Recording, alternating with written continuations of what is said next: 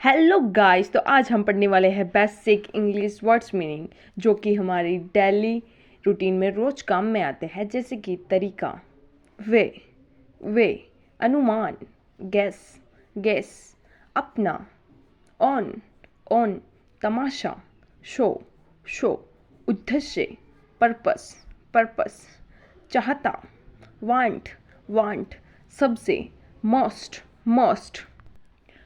भूमिका, रोल, भूल, mistake,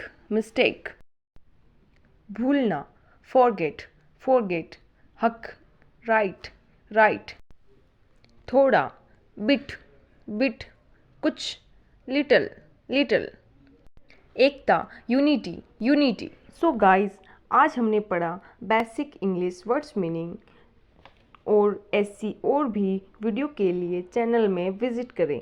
like, comment, share and subscribe study classes 58।